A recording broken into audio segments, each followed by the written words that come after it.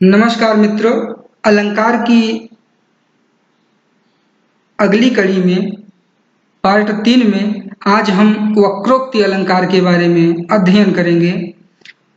वक्रोक्ति अलंकार उसे कहते हैं जहां पर वक्र धन उक्ति, वक्र मतलब टेढ़ा या घुमाकर, उक्ति मतलब कथन कहना, जहां पर बात को घुमा कर कही जाए, गोल गोल बातों को घुमा करके, कंठ को बदल करके, टोन को बदल करके जब बातें की जाए तो वहां पे वक्रोक्ति अलंकार होता है। उसका परिभाषा मैं एक बार पढ़ देता हूं, ध्यान से सुन लीजिएगा कि वक्रोक्ति का शाब्दिक अर्थ है टेढ़ी उक्ति, अर्थात बात को घुमाकर कहना।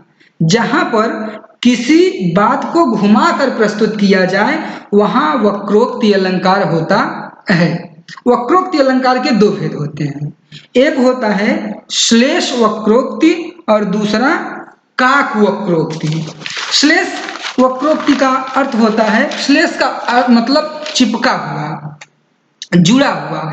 तो जहां वक्ता द्वारा कही गई बात, श्लेष वक्रोक्ति की परिभाषा है कि जहां वक्ता द्वारा कही गई बात को श्रोता श्लिष्ट अर्थ द्वारा, चिपके हुए अर्थ द्वारा, श्लिष्ट अर्थ द्वारा अन्य अर्थ में ग्रहण करता है। बात वक्ता कुछ और कहे लेकिन उसी से मिलता जुलता चिपका हुआ अर्थ ले और कुछ अलग अर्थ निकले। जब श्रोता वक्ता जो कहे उसी से संदर्भित बात तो हो लेकिन थोड़ा उससे अलग हो, श्रोता उस अर्थ में ले, तो वहां पे श्लेष वक्रोक्ति होती है। एक उदाहरण के द्वारा क्लियर हो जाएगा कि एक कबूतर देख हाथ में, पूंछा कहाँ अपर है। वक्ता बोल रहा है कि एक कबूतर देख हाथ में, पूंछा कहाँ अपर है, उसने पूछा अपर कैसे, उड़ गया सपर है।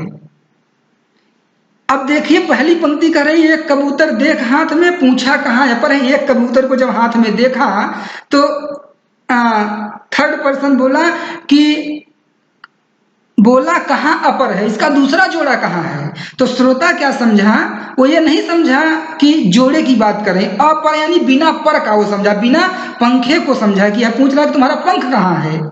तो वो क्या बोला, अपर कैसा, कैसा करे अपर, देखो, और सपर पंखे के साथ वह उड़ गया। यानी वो तो जोड़े की बात कह रहा था वक्ता कि तुम्हारा दूसरा जोड़ा कहाँ है, लेकिन श्रोता क्या समझा कि क्या पंखे की बात कर रहा है कि मेरे पंख नहीं दिखाई पड़ रहे हैं, इसलिए वह पंख खोला और उड़ते उड़ते दिखा दिया कि ये देखिए पर मेरे पास है, पंखे मेरे पास है, मैं उड़ सकता हूँ। ये है श्लेष वक्रोक्ति अलंकार की परिभाषा। दूसरा देख लीजिए काक वक्रोक्ति। काक यानी कंठ। काक वक्रोक्ति में कंठ स्वर बदल कर बोलने से अन्य अर्थ की प्राप्ति हो। जब हम कंठ का स्वर बदल देते हैं, टोन चेंज कर देते हैं, जिसे हम व्यंग्य भी कह सकते हैं कि व्यंग्य की श्रेणी में काकु वक्रोक्ति आता है। तो एक एग्जाम्पल के माध्यम से हम देखें हैं, जब टोन को बदल करके बात करें तो वहां पर काक वक्रोक्ति होता है और सामने वाला समझ जाता है कि हमको टोन कर रहा है ना, व्यंग्य कर रहा है, और उस अर्थ में उसका अर्थ ले, तो वहां पर काक वक्रोक्ति अलंकार होता है। उदाहरण के लिए हम देखें, बहुत बहुत बहुत सुंदर पंक्ति लगती है। माता पार्वती कैलाश पर्वत पर बैठी हुई हैं अकेली, और लक्ष्मी जी को मजाक सूझा तो आई और कहती हैं कि भिक्षुक गो कितिको गिरिजय। ऐसा सर्वमान्य है कि शिव अवढरदानी है, उनको भिक्षुक कहा जाता है। तो इसलिए उन्होंने मजाक किया कि भिक्षुक गो कितिको गिरिजय, यानी कि उनके पति को भिक्षुक कहा कि भिक्षुक कहाँ गया है, गिरिजय, हे पार्वती भिक्षुक कहाँ गए।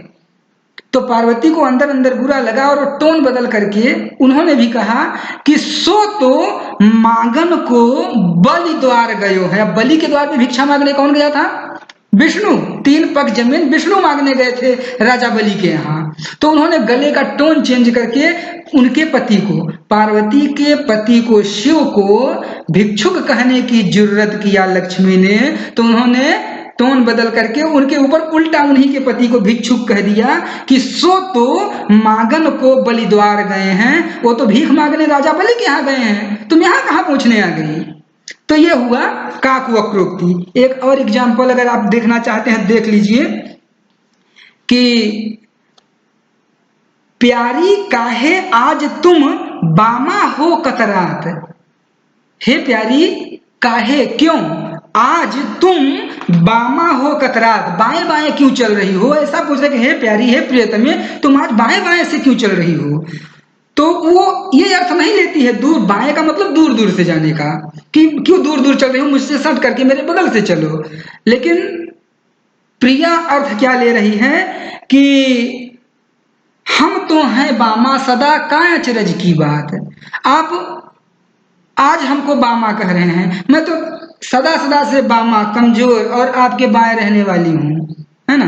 तो इसमें कौन सी अचरज की बात है। यानी दूर के अर्थ को न लेकर के वह कौन सा अर्थ लेती है कि कमजोर की श्रेणी में हमको रख रहे हैं, हमको बामांग की श्रेणी में रख रहे हैं, अतः बामा कह रहे हैं। एग्जैक्ट अर्थ वह नहीं ले पाती है अपने प्रिय की कि दूर दूर क्यों चल रही हो, मेरे साथ साथ चलो। तो ये हो गया काकवक्रोक्ति। उसके तुरंत बाद हम देख लेते हैं अवश्य पुण्य पुण्य वीर। तो पुण्य पुनरुक्ति वदाभास और दूसरा होता है पुनरुक्ति प्रकाश।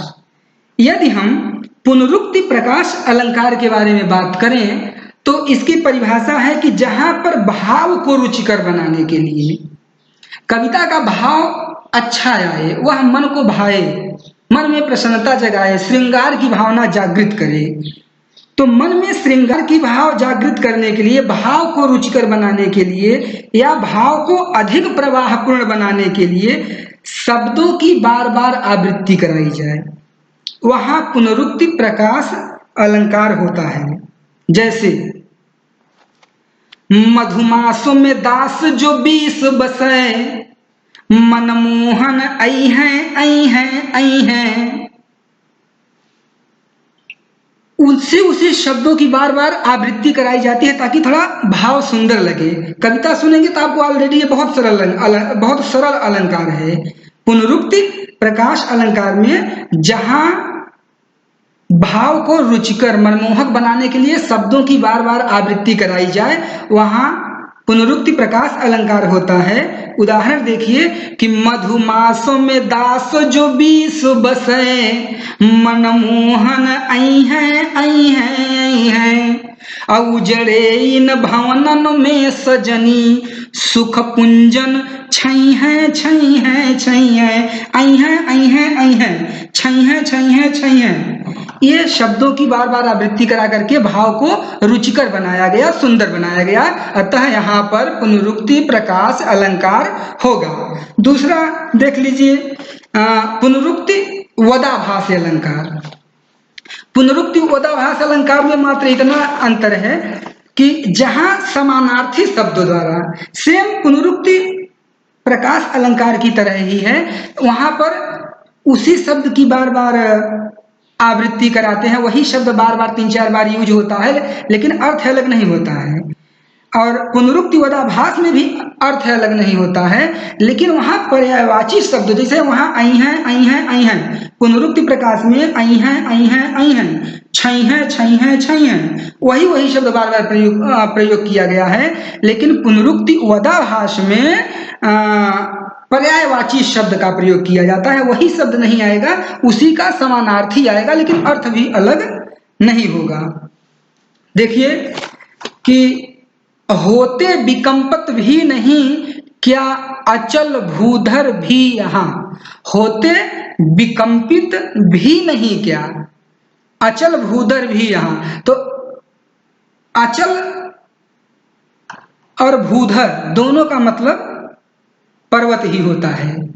और कोई अर्थ में अंतर नहीं आएगा। एक और एग्जाम्पल देख लीजिए कि पुनि फिर राम निकट चली गए, यानी फिर से राम के निकट चले गए। लेकिन पुनि और फिर तुरंत तुरंत दोनों चीजों का प्रयोग करना क्या तर्कसंगत है? अर्थ में कोई परिवर्तन ला रहा है? नहीं ला रहा है। पुनि फिर राम निकट चली गए, पुनि अगर हटा दे फिर राम निकट चली गयऊ कह दे तो भी अर्थ में कोई फर्क पड़ने वाला नहीं है।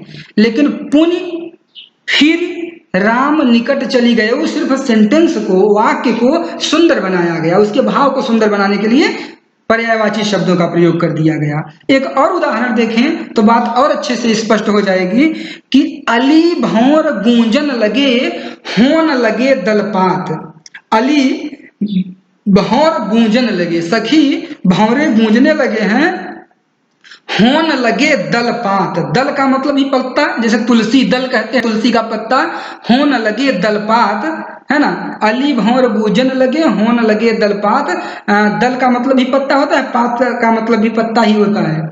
अली का मतलब भी भौरा होता है और भौर का मतलब भी भ्रमर होता है। तो अली भौर गूंजन लगे होन लगे दलपात पर्यायवाची शब्दों के माध्यम से जब बहाव में को रुचिकर बनाया जाए तो पुनरुक्ति वदाभास अलंकार होता है। इसके बाद जस्ट हम विप्सा अलंकार देख लें। विप्सा अलंकार संस्कृत का अलंकार है। ये शब्द अलंकार का के अंतर्गत गिना जाने वाला अंतिम अलंकार।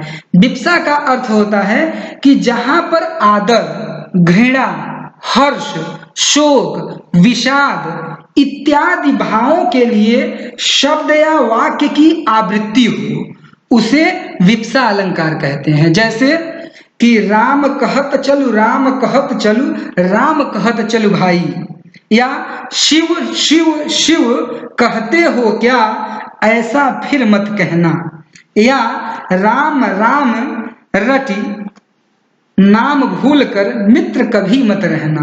राम राम राम नाम रटी मित्र कभी मत रहना। तो आदर सूचक ऐसे ऐसे शब्दों का जहां पे प्रयोग होता है वहां पे विप्सा अलंकार होता है। और शब्द अलंकार की श्रेणी में ये पांचों अलंकार होते हैं। पांचों को हमने पढ़ लिया। अनुप्रास को पढ़ लिया, यमक को पढ़ लिया, श्लेष को पढ़ लिया, वक्रोक्त को पढ़ लिया, पुनरुक्ति वदाभास को पढ़ लिया, पुनरुक्ति प्रकाश को पढ़ लिया, विप्सा को पढ़ लिया। यानी जितने भी 5-6 जो भी हैं उसके अंतर्गत हम उन 5-6 को पढ़ लिए। यहाँ से शब्द अलंकार जो हमारे कंपटीशन एग्जाम में और परीक्षा उपयोगी हैं उनके बारे में हमने अध्ययन किया। निश्चित तौर पे आप लोगों को अच्छा लगा होगा। अब अगले वीडियो में हम अर्थालंकार के बारे में अध्ययन करेंगे। नमस्कार।